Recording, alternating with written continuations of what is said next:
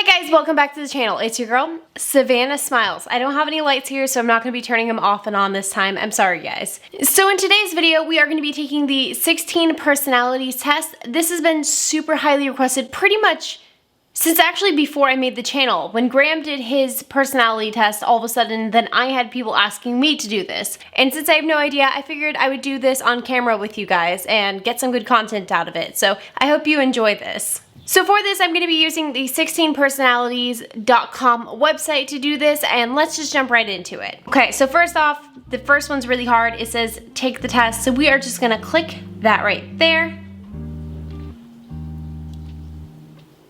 Okay, and then we are going to start this off. Okay, so this first one is you enjoy vibrant social events with lots of people. I would say I'm kind of neutral on this. I like social events. Social events with a lot of people tend to make me feel a little overwhelmed. Unless I don't know the people, then I tend to be a little bit more relaxed for whatever reason. So I'm gonna go right in the middle with this one.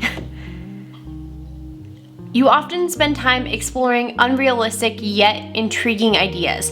Yes, I spend a lot of time thinking about a lot of stuff that's probably never gonna happen, and sometimes I feel really bad for wasting the brain power and my time doing that. You often think about what you should have said in a conversation long after it's taken place. Oh, strong agree here. I tend to be one of those people that replays conversations in my head over and over and over, and I can remember conversations I had in high school, like stupid stuff that I still think about today, so strong agree.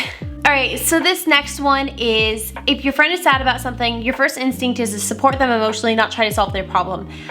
I'm gonna have to go with a strong agree on this. I always think that when it comes to a problem, it's better just to let somebody kind of outpour their emotions to you first, and then when they're done with that, we can try to find a solution. But I always think it's better to not try to solve people's problems for them, and instead just offer an ear for them to talk to, because it seems like the majority of the time when I'm upset or when I have a problem, and there might be an easy solution, I feel a lot better when someone just listens to what I have to say rather than try to solve my problem. You rarely worry if you made a good impression on someone you met.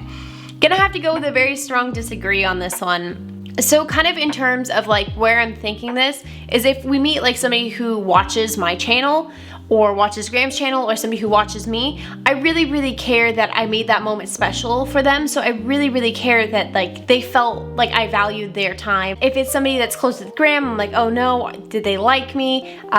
People at work, I'm like, oh no, am I gonna have a problem with them? Did I come off as really, witchy? I'm gonna use witchy in replace the other word, but you know what I mean. The first thing that even popped into my mind was one time that Graham and I were hiking, and a fan happened to run into Graham and I, and he said he watched my channel too, and he wanted to take a picture with us, and he left room in the picture, but I didn't know if he wanted me in the picture or not, so I stayed out of it, because there's a lot of times people just want a picture with Graham, and I'm totally cool with that. But then afterwards, Graham was like, what were you doing? He wanted you in the picture. And I swear, I still think about it. That was the first thing that popped in my head when I read this.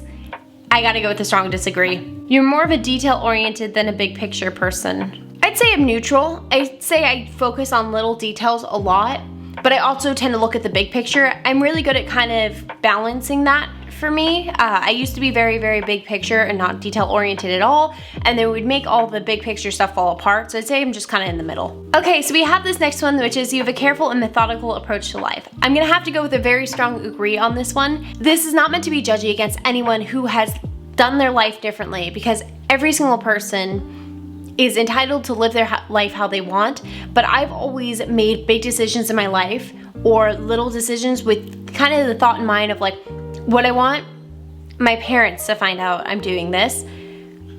Would I be embarrassed for a future husband to find out about this? And would I be embarrassed for my kids to find out about this? So this next one is you are bothered by mistakes you made a long time ago. I'm gonna go with a soft agree on this one. You often find it difficult to relate to people who let their emotions guide them. I can be really emotional, And sometimes I can relate to people who let their emotions guide them, but there's some people who don't understand their emotions, and I think those kinds of people I really, really do not understand, because there's a difference between people who let their emotions guide them, but they can say, you did this and this made me feel this way and that's why I'm upset, versus somebody who's just angry and you can't figure out why. Because at that level, it's somebody who doesn't understand their emotions, and people who let their emotions guide them and then don't understand their emotions, I don't get it. I have a really hard time relating to that. When looking for a movie to watch, you can spend ages browsing the catalog. Actually gonna go with a strong disagree on this one. I usually am really good at making snap decisions on whether a movie's gonna be good or not, and I tend to be really good at picking movies. When in a group of people you don't know, you have no problem jumping right into the conversation. Soft agree. When you sleep, your dreams tend to be bizarre and fantastical. Almost said phantasmal, and that's not right. Strong agree. I have very, very vivid dreams that sometimes it's very hard for me to remember when I wake up that they weren't real because they seem so vivid.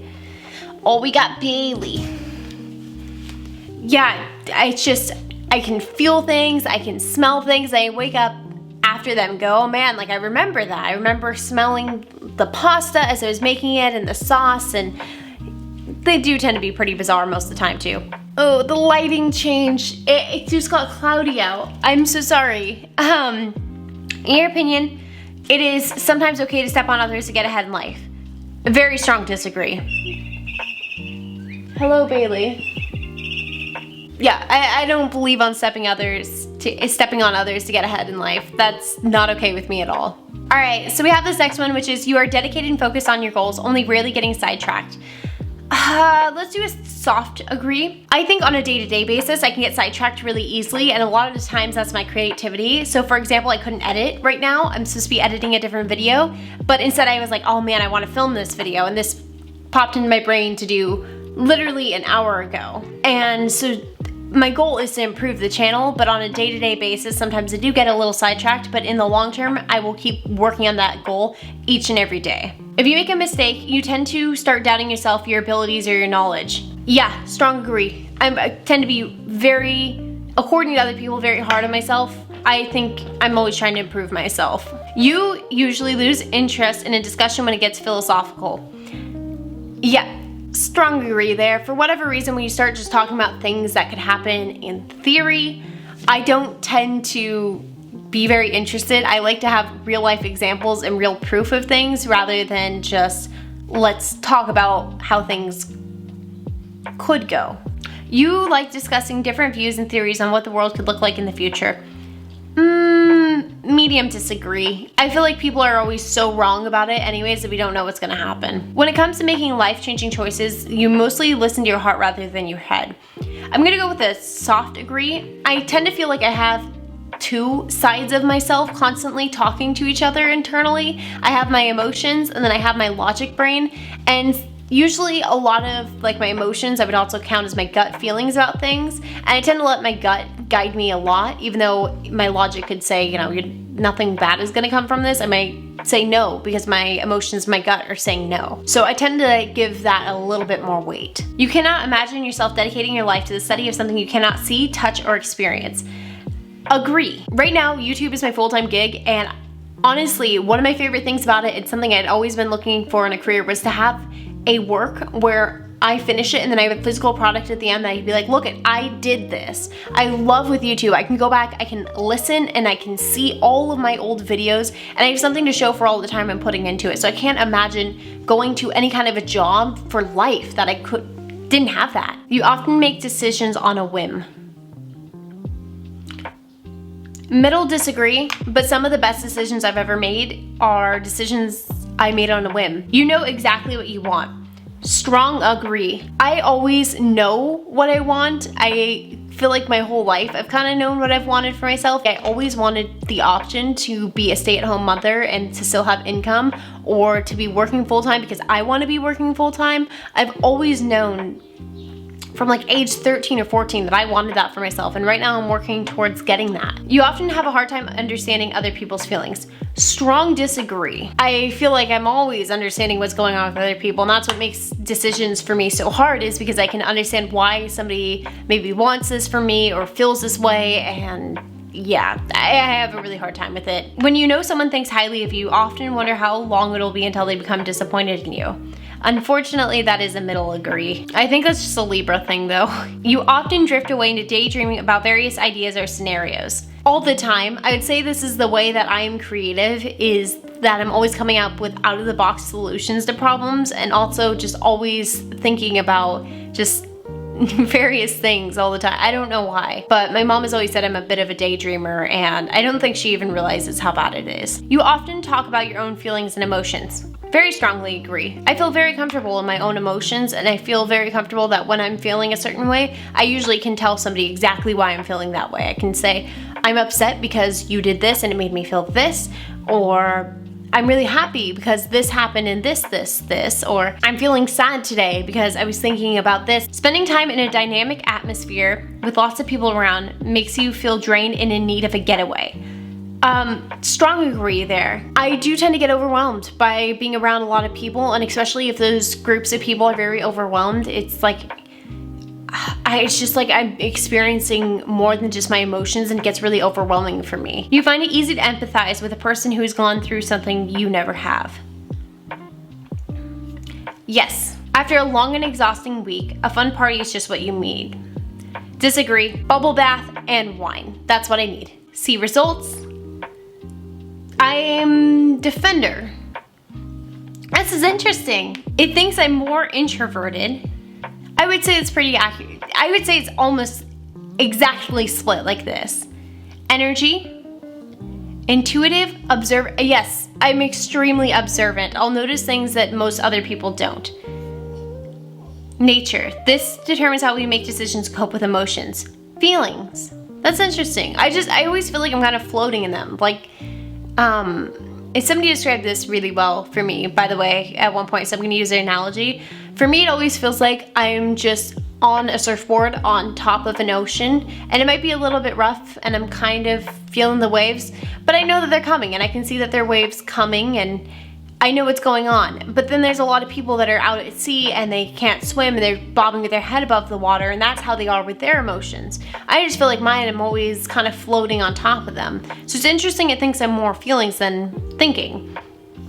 Tactics. This trait reflects our approach to work, planning, and decision making. Apparently, I'm more judging. And then identity. Wow. It thinks I'm more turbulent. I don't know right now, too, if this was just a bad time to take it because of just everything that's been going on, too. Okay, so the defender personality type is quite unique. Many of their qualities define definition of their individual traits. Though sensitive, I definitely am sensitive. Defenders have excellent analytical abilities. Though reserved, they have well-developed people skills and robust social relationships. And though they are conservative type, defenders are often receptive to change and new ideas. So I would actually agree with all that. It's interesting because the percentages I wouldn't necessarily agree with, but this I would say that's pretty true. So let's go into strengths and weaknesses, because I think that's what everyone wants to read. Strengths: supportive. Yeah, I'm pretty dang supportive. Reliable and patient. Yeah. Imaginative and observant. Yes. I would say one of my strongest personality traits is actually that I'm very observant. Enthusiastic, loyal and hardworking, good practical skills. Okay, let's get into weaknesses. Humble and shy. The meek shall inherit the earth, but it's a long road if they receive no recognition at all. This is probably the defender's biggest challenge, as they are so concerned with others' feelings that they refuse to make their own thoughts known or to take any duly earned credit for their contributions. I actually felt attacked by this, oh my gosh. Defenders' standards for themselves are so high that knowing that they could have done some minor aspect of a task better, they often downplay their successes entirely. Yeah. If somebody tells me I did a good job at something and I know I could have done something or something else better, I don't feel like I did a good job at all. I feel really attacked. They take things too personally. They think like constructive criticism I'm fine with, so maybe not this one. Repress their feelings. Overload themselves. Oh, wow, okay. That is one that I've actually had, like, that is one that people have told me, like, you're overloading yourself, you need to stop, you have this habit of doing, wow. Okay, reluctant to change, too altruistic. Let's get into the one that we really want to know. This is romantic relationships. When it comes to romantic relationships, defenders' kindness grows into a joy that is only found in taking care of their family and home, and being there for emotional and practical support whenever it's needed. Home is where the heart is for people to defend their personality type, and no other area of their lives do they strive with such dedication to create harmony and beauty that they wish to see in the world. Yeah. Yeah, I do tend to be this way. I keep saying shyness on here, and I really just wouldn't say I'm all that shy. If you come to me in person, I will talk to you. I feel like I'm very charismatic, or I like talking to people. I just do get overwhelmed by it very fast, but I like doing it.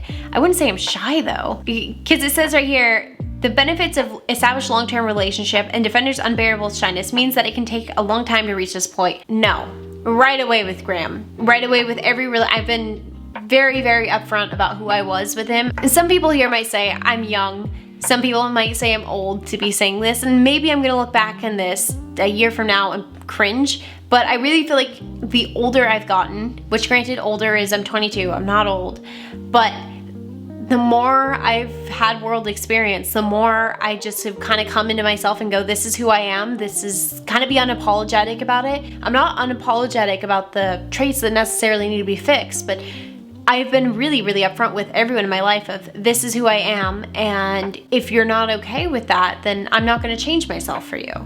I'm going to change myself because I want to, but not for you. So I was very upfront with Graham about like, this is who I am. I don't want any surprises down the road. This is me. And he was cool with it. But I'm not shy about myself. I'm not shy about who I am at all. Wow. That is very much me. Let's just go through the conclusion so I'm not reading through all these. Few personality types are as practical and dedicated as defenders. Known for their reliability and altruism, defenders are good at creating and maintaining a secure and stable environment for themselves and loved ones. Defenders' dedication is invaluable in many areas, including their own personal growth. Yet defenders can be easily tripped up in areas where their kindness and practical approach can be more of a liability than an asset. Yep. Definitely tend to overload myself, so I think this is what it's talking about here. Whether it's in finding or keeping a partner, learning to relax or improvise, reaching dazzling heights on a new career ladder, or managing their workload, defenders need to put a conscious effort into develop their weaker traits and additional skills. True, and I am working on that, but yeah, that still does affect me. So overall, on my final thoughts on this, I would say it's kind of accurate to me, but there were some things that were really off. I'm not shy. Anyone who knows me knows I'm not shy at all. I thought it was interesting though, because I've always felt this way. It's like I'm not introverted or outroverted, but I would say if I had to choose one, I'm a little bit more introverted. So I thought it was interesting that I thought I was 51% introverted, because I'd say that's probably pretty accurate. So anyways, that was the video. Don't forget to smash the like button for the YouTube algorithm. Don't forget to subscribe to the smash button. Down below, I have all the links, including Graham's Weeble, my Robinhood, and my Amazon affiliate, where you can see all of my camera equipment, all my plant equipment, and other things that I have bought and I just like. So those are all listed on there. And with that said,